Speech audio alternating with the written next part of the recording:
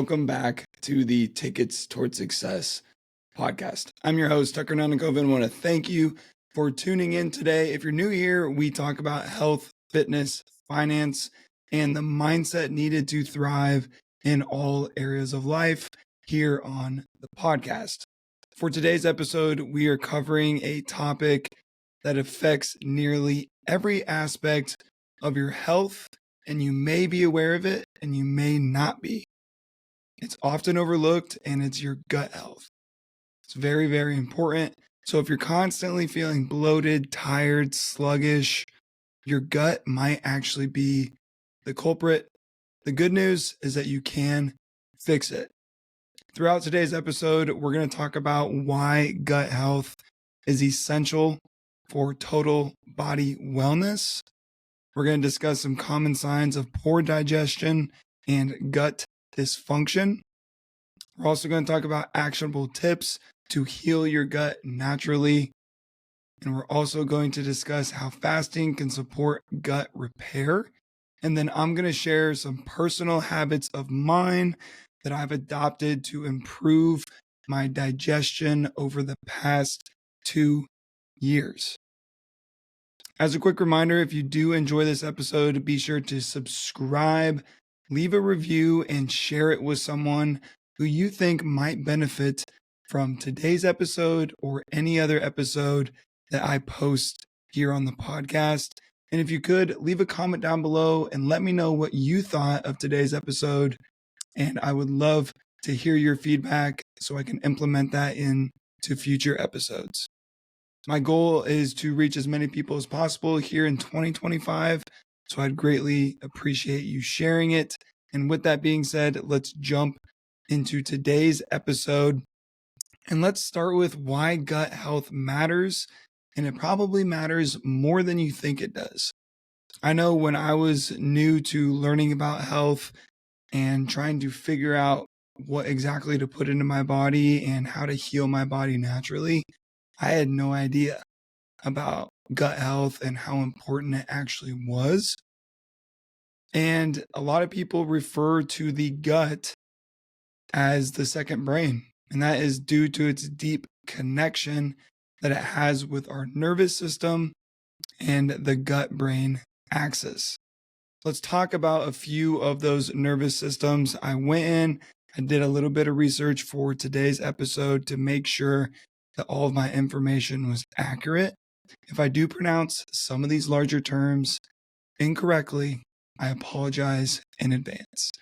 So we're going to start with the enteric nervous system, ENTERIC, nervous system. So that is the vast network of neurons that is embedded in the walls of the GI tract. Nearly 500 million neurons reside here, which is more than the spinal cord, which I found, I didn't even know that when I was doing and digging in some research. And that's pretty crazy that it has more than our spinal cords. This nervous system also controls digestion independently, and it also communicates directly with our brain. It also regulates motility, enzyme secretion, and blood flow and inflammation as well. So it's a very, very important part of our body. It's a very important part of the nervous system. So next we're going to talk about the vagus nerve, and what is that? That's the interstate between the gut and the brain. So going right from your gut all the way up to your brain. It's about 80 to 90% of traffic from the gut to the brain, not the other way around. So that just means that 80 to 90% of the time it's coming from the gut to the brain and not from the brain down to the gut. If that makes sense. I hope that makes sense to everybody that's listening. So the vagus nerve also influences mood, stress, appetite, and cognition. Now, there are a ton of neurotransmitters in the gut as well. Serotonin is in the gut. 90% of it is actually made there, which affects our mood, and it also regulates gut movement. Now, dopamine and GABA which is a naturally occurring amino acid, are also produced by gut cells and bacteria. If you don't know what dopamine is the feel well, happy neurotransmitter that we get sent when we are enjoying something or we're happy or something makes us feel good. And obviously, amino acids that are naturally occurring in our body, such as GABA, are super, super important. There's also a biochemical overlap, is a big reason why gut health impacts mental health as well. And that happens here with those neurotransmitters. There's just that overlap, and it affects our mental health and our mental well-being. Now, another important part about the gut is the microbiome. If this becomes unbalanced, it can actually be linked to anxiety, depression, and even neurodegenerative or degenerative, diseases like Parkinson's. I didn't find a ton of information or data to really support this and back this up when I was writing the script, but I did think that it was important to throw in there just as like a caution. So if your gut microbiome is out of balance, it can be linked to these symptoms. So if you are experiencing any forms of anxiety, depression, you may want to take a step back and look at what you're putting in your body and how your gut is actually operating. Now, the gut also correlates with the immune system and inflammation directly. The gut actually houses 70 to 80% of our immune system, and it resides there, which is a crazy statistic. And if our gut barrier is compromised, which would be leaky gut, I'm sure a lot of you have probably heard of that term before, it can actually trigger systematic inflammation, including in the brain as well, which is often seen in mood disorders and, again, neurodegenerative diseases. I don't know why I'm struggling with that word today. But that is another crazy stat and information about the gut. So as you can see from all of this information, the gut is super important when it comes to our health, when it comes to our well-being, our physical and mental well-being. And it's super, super important that we take care of it. Because if our gut is in bad shape, it can lead to poor digestion, which impacts our nutrient absorption, our hormone balances, our mood, and even our mental clarity, kind of like what we talked about earlier. A damaged gut can also contribute to chronic inflammation, autoimmune conditions, anxiety, depression, and more. So think of your gut as the foundation of your physical and emotional health. It truly, truly is the second brain of our body, which is so crazy to think about. You would never think that your gut is that second brain or it holds so much power when it comes to the well-being of your body. But it really does. It's that true foundational piece. And me personally, I think it's the most important part of our body.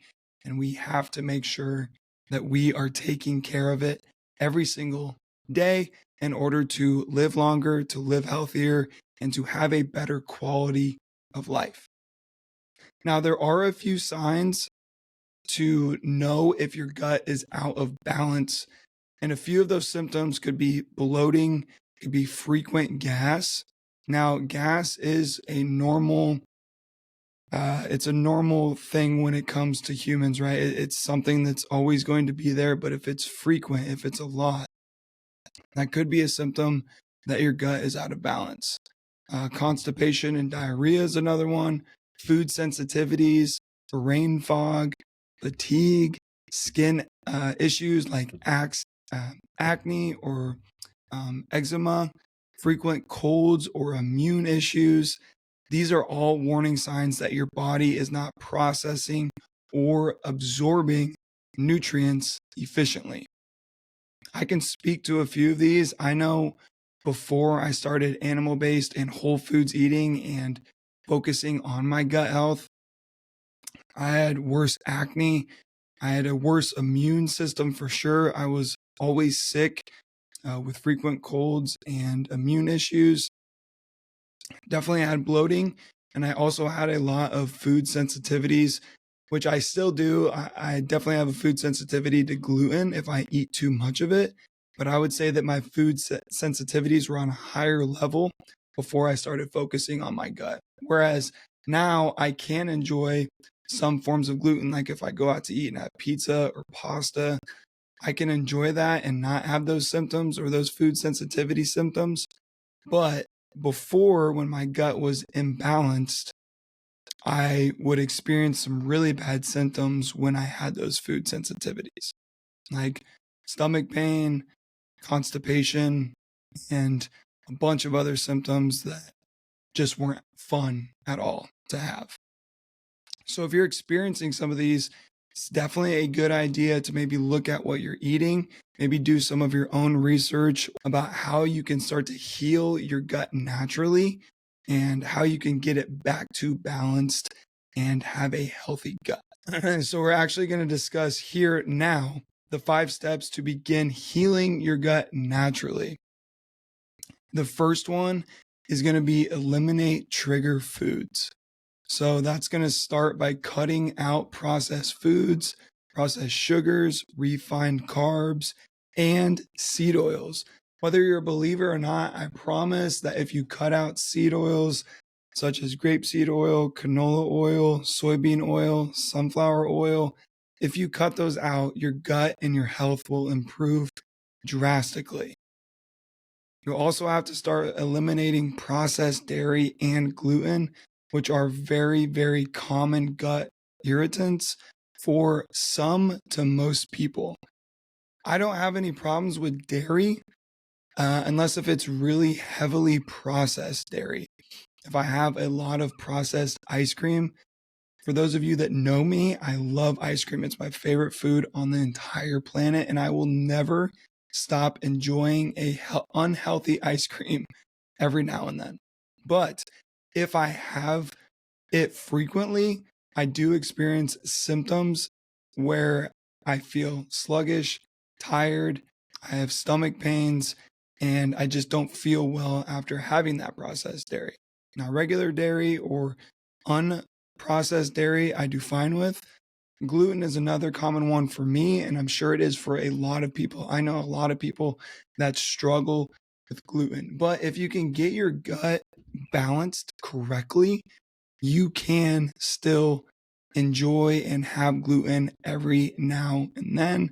I wouldn't recommend it, but I do it too. If I want to go out and have a pizza, like I said earlier, or some pasta, I'm going to do that. And I'm glad that I can do that now that I've taken care of my gut for the past several years. Step number 2, eat more whole, nutrient-dense foods. So after you eliminate those trigger foods, you can start to eat more whole foods and you're going to start repairing your gut naturally. For me, I focus on animal-based proteins, bone broth, fruits, and fermented foods like sauerkraut, pickles, and kefir. Kefir is a super food. For those of you that don't know what kefir is, it's kind of like a yogurt, but it's more runny. It's in between a yogurt and a milk. And it's loaded with probiotics that are extremely good for your gut. Every time that I do a fast, I break my fast with kefir. That's part of the process because it's so good at helping soothe the lining of your gut and repair the lining of your gut. You can also do fiber. You want to make sure and get enough fiber from fruits. Cooked vegetables can also support healthy digestion, and going on frequent walks after you consume your meals will also aid in healthy digestion. I will say that eating too many vegetables, I've read and heard about, can be bad for the gut. So make sure you watch that. Now, why can this be bad for the gut? It's an overload on fiber for eating too much. There's high FODMAP in veggies, which are hard to digest carbs. There's a lot of that in broccoli, asparagus. So you want to make sure that you're not consuming a ton of those. because it's hard to digest carbs, which is tough on your gut and requires a lot of work for your gut to digest those foods when eaten in a high amount. Now, you don't want to eat raw veggies either. You want to make sure that they're always cooked. There's lectins and phthalates. So if you have a sensitive gut, this can actually cause leaky gut. So just be careful with how many vegetables you're consuming. Now, this is honestly my personal opinion. I know a lot of people that eat a ton of vegetables that don't really experience some of these symptoms, but I also know people that have experienced these. And for me, I know that when I was eating way more vegetables, I would feel worse, I had more gas, was way more bloated, and I had more of a sensitive gut. And when I took the vegetables more so out of my diet, I felt a lot better. So that's what I do. But it really depends on your body and what your body can tolerate. So just be aware of it, though. It's having that awareness and then finding what works for you. That's always going to be what's best when it comes to health and when it comes to the foods that you're putting into your body. Now, step number 3 is to take care of your microbiome. We talked about this earlier, how important the microbiome is. I mean, your gut is home to trillions of microbes, and we need to make sure that we are getting probiotic rich foods and prebiotics like bananas, Greek yogurt, berries, sauerkraut, pickles to feed the healthy bacteria in your gut, to make sure that we are taking care of the gut and we are able to feed it with those foods so it can break down and function properly. The 4th tip is to slow down and chew your food. A lot of people say that digestion starts in the mouth. So make sure you're chewing your food and not swallowing big chunks of food to where it makes it harder for your gut to digest that food. Because eating too quickly can lead to gas and bloating due to poor breakdown of food in the gut, because it's just taking longer and it's harder for your gut to actually do that. Now, the 5th and last tip is to manage stress. Chronic stress can negatively impact digestion by reducing stomach acid and enzyme production, which I did not know that before I actually wrote this script for the podcast, and I thought that was super interesting. I deal with stress all the time, to be honest. I don't know why. I've just always been like that. But you can try and implement daily habits like breath work. I do a lot of breath work in the mornings. Walking is super good for stress. Just either putting in a podcast and maybe listening to that can reduce stress, or just walking without anything, getting out in nature, getting out in sunlight, reducing stress that way. And then also just being in your mind and really thinking through things and what's going on in your life or what you're trying to accomplish and what you're trying to do. Walking is a great way to relieve that stress by actually getting in your head and thinking. You can also journal. This is basically the same thing, writing down your thoughts and really trying to figure out how you can improve and what you need to do to take that next step in life. And that's going to help with stress. And it can also help regulate the nervous system as well. Another great way to manage stress is getting 7 to 9 hours of sleep, which is super critical to resting the brain, resting the gut, and just resting our bodies in general. Fasting is another really good way to heal the gut, especially early on when you're trying to repair it. Because fasting gives our digestive system time to rest and repair itself, because we're not eating, so we're not feeding the gut and it's not having to break down anything. So it's getting that time to rest and repair. There's actually some scientific studies that I found that show that intermittent fasting, like a 16-8 method, can help promote gut microbiome diversity. It can also reduce inflammation in the intestinal lining, and it can also trigger autophagy, which is cellular cleanup that supports the gut lining. Super, super important. And this is the main reason why I actually started implementing fasting 2 years ago, because it was the fastest way that I found to actually not cure my gut, but improve it rapidly. And don't take this. I have an episode about fasting. Don't use this as a negative to form a negative relationship with food.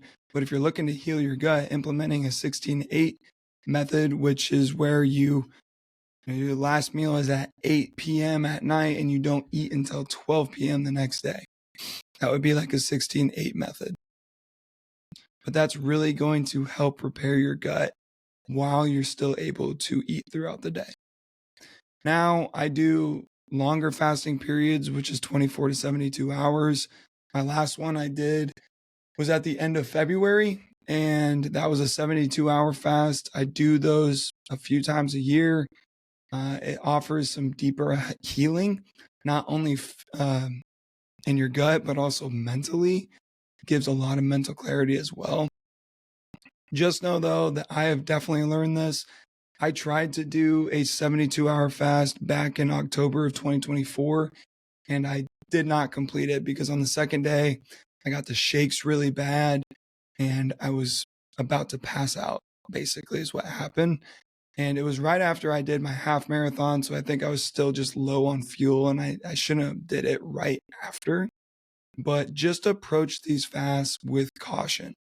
Make sure you're staying hydrated with electrolytes. When I did my 72-hour fast at the end of February, I was having 3 servings of electrolytes every single day to make sure I was staying hydrated. And then also make sure that you're breaking your fast properly with bone broth, probiotics such as Greek yogurt, pickles, sauerkraut, and healthy gut foods. And make sure that you're not overeating when you're breaking your fast. Let me show you or tell you, exactly how I break my fasts every single time I do them. First thing I have is a big serving of beef bone broth from Kettle and Fire. Do that, and then I wait 30 minutes. 30 minutes after that, I have about a serving of sauerkraut and a serving of pickles. Combine those, then I wait 30 minutes again, and I have a big bowl of kefir with blackberries, blueberries, banana, and honey. And then 30 minutes after that, I have an avocado with 16 ounces of grass-fed ground beef. And that is how I break my fast. And then that's really the only thing that I'll actually eat that day, because I don't want to overeat when I break that fast. And really, after your bowl of kefir, if you try this way, you can wait even longer to have that grass-fed ground beef if you like, because sometimes I will wait an hour, maybe 2 hours, just because I'm honestly full and I'm not really hungry. So that is a great way that I have learned to break a fast. You're getting all the essential nutrients. You're feeding your gut with bone broth for the lining. You're getting some good prebiotics and probiotics with the pickles, sauerkraut, and kefir. And you're getting some good nutrients with the berries, the banana, and the raw honey. And you're getting your protein in with more good nutrients with the beef. And you're getting some healthy fats in with the avocado. And I learned that just from people, watching other people and researching fasting and what were the best ways to break a fast. I will say that fasting can also help with reducing bloating symptoms. It can improve insulin sensitivity levels, and it can also stabilize hunger cues. When I used to do intermittent fasting, it definitely helped repair my gut and help me overcome some of my chronic health issues that I do experience and I was experiencing at a higher level, which is EOE, which is esophageal esophagitis. I've talked about this in previous episodes. Basically, it's chronic inflammation of the gut, and it's only diagnosed by taking a biopsy of your gut. So what they did was they scoped me and they took a sample from my gut of that inflammation. put it under a scope, and then diagnosed me with that EOE condition. It's basically like you have an allergic reaction to either environmental or certain foods. And it's very, very wide range for foods. Environmental, it's very unlikely. I think they said like 60 to 70% of the time it's from food. I really don't know what it's from. I haven't pinned that down. They always want you to go on an elimination diet when you're trying to figure out what you may be allergic to and what your body can tolerate. And that's basically what I did. I just didn't take the steps that they recommended because I went carnivore, then I switched to animal-based, now I'm more whole foods. As long as I'm not experiencing the symptoms such as the side pain, the acid reflux, I feel like that I'm doing okay. Now, I probably will go back and get scoped just to check that out. And when I do that, I probably will make an episode on the podcast about that just to discuss my results, tell me what they found, and if what I did on my own actually helped with the inflammation in my gut. I would expect there to still be some inflammation down there, but I think it's going to be a lot better than it was previously. But yeah, look out for that. Hopefully I can do that here in the near future. I'm still unsure when I might do it, but we'll see. As long as I'm not having those symptoms though. Now I will say that if I go out to eat and say I have maybe something with gluten, a lot of pizza, pasta, a burger with a gluten bun on it, I will have some acid reflux symptoms. I haven't had side pain in a very long time, but I will still have some acid reflux every now and then. And that's usually due to eating out or eating something that's not cooked from home, like where I'm eating my normal diet per se.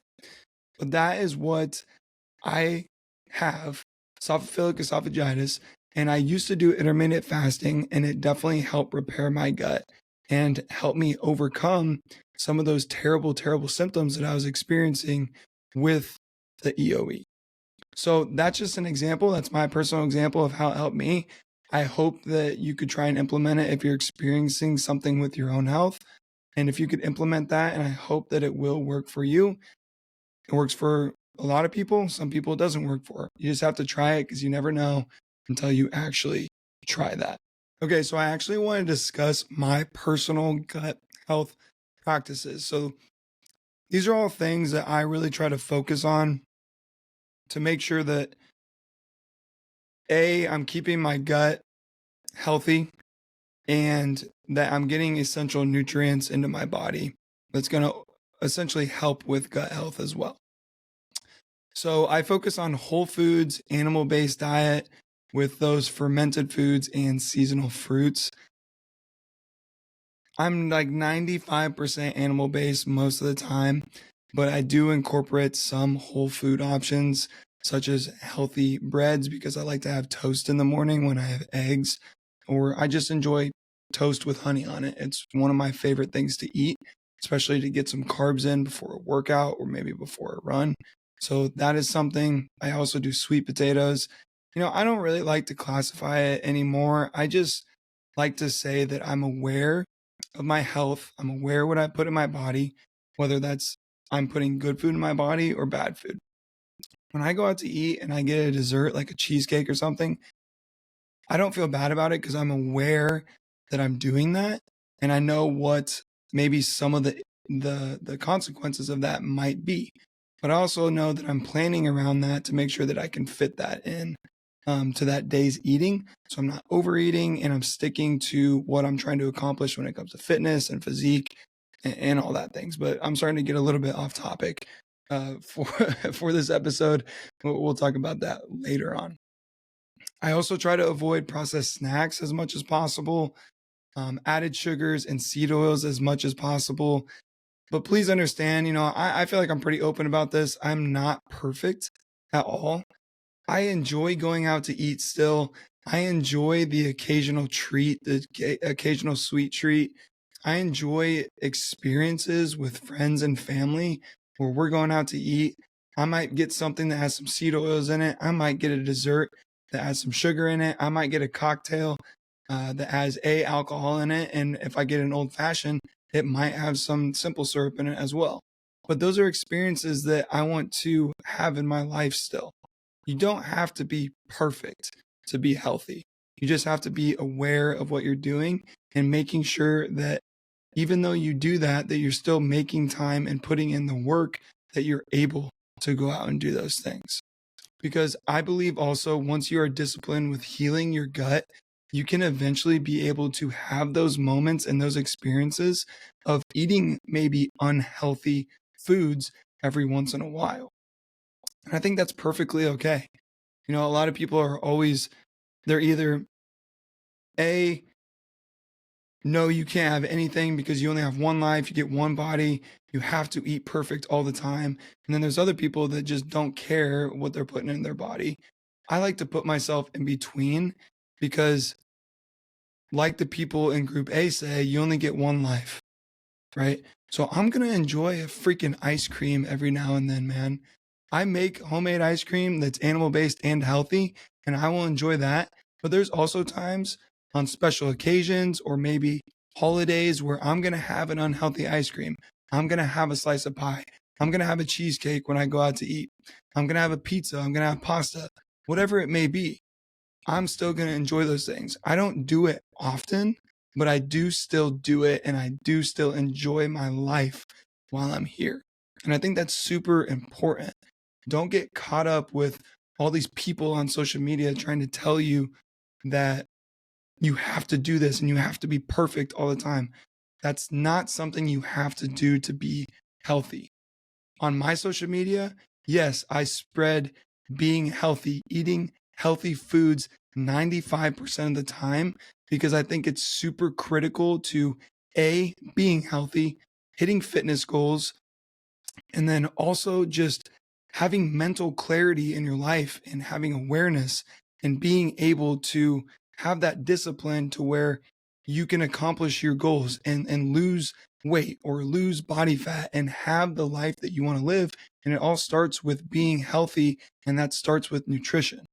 So I think that's super important, but I also preach on my social media that you don't have to be perfect, that you can still enjoy the things that you want to enjoy. I've said this in past episodes. I'm not trying to hide anything. Look at what's behind me. I have a bar that's full of probably 40 to 50 bottles of bourbon and whiskey. Like, I don't try to hide anything. It's just, I just want people to understand that because I feel like people have this hard decision in their lives because I went through the same thing of it's, I used to tell myself, you have to be perfect all the time. You can't do this, you can't do that. But you can implement it in a certain way. Because what I do now is, yes, I enjoy occasional cocktail. Yes, I enjoy occasional desserts. I will do that if I'm not training for something. If I'm training for a race, which I was in a marathon prep, I would not be consuming alcohol and I would not be consuming processed sugars. Me and my girlfriend wouldn't be going out to eat probably at all during that marathon prep. After the marathon race, hell yeah, we're gonna go enjoy some nice food and go out to dinner. But that is something that I've been able to implement into my life to where it works for me, and I still get to go chase those fitness goals and not have to worry about messing up in terms of nutrition. And then I also still get to enjoy my hobbies and what I enjoy out of life and those experiences. But I think that when it comes to gut health and it comes to being disciplined with that, if you can do 3 months of discipline, that is really what it took me 2 years ago when I was trying to heal my EOE naturally, heal my gut naturally. I think, if I remember correctly, it took me 3 months of discipline, no processed sugars, no alcohol, no processed foods, eating strict animal-based is what I did. Animal-based meats, unprocessed dairy, fruits, doing that for 3 months, and then also intermittent fasting and breaking your fast properly with bone broth, with probiotics, prebiotics, healthy protein. Doing that for 3 months, you'll see a drastic change in your gut health. And I think after that is when you can kind of start, having those moments of going out to eat again and eating things that you still enjoy every once in a while. Now, I talked about this earlier too. I stick with the extended fast 2 to 3 times per year. That's another practice that I implement for my gut health. I used to do the intermittent fasting. Now I just do the extended fast 2 to 3 times per year. And then I also try to drink bone broth ever so often, but I definitely always drink it during or after when I'm breaking my fasting period because it's super good for gut soothing and it helps repair the lining in your gut.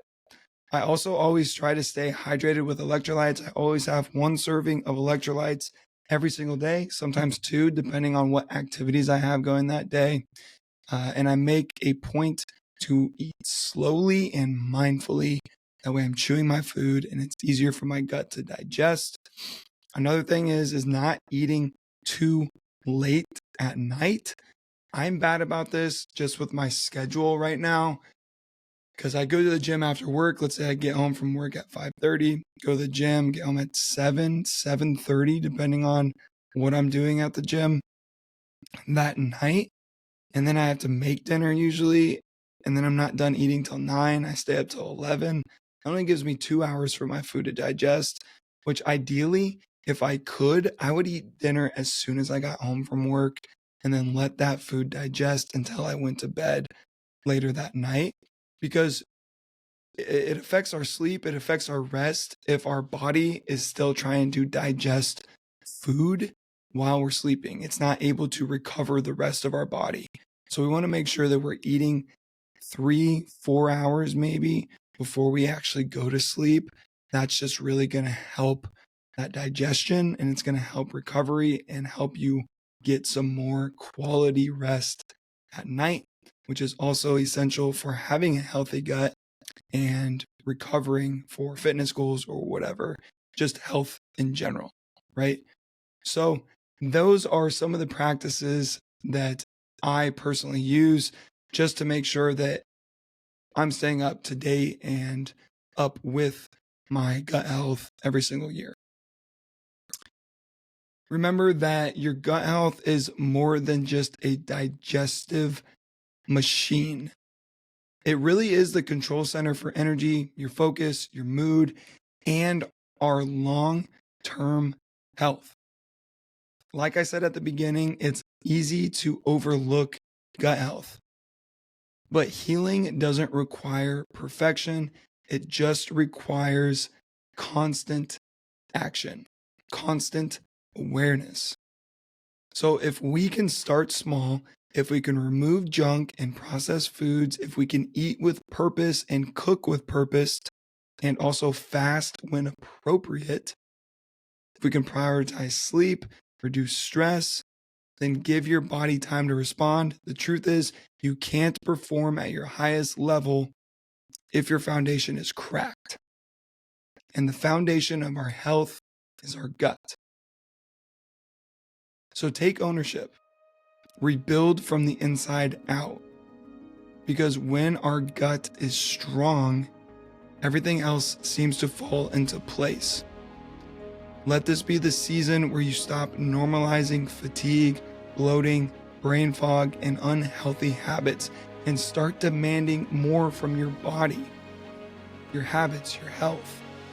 You never know what you might be able to cure just by focusing on healing your gut. That's what I did. It worked for me, and I hope it works for you as well.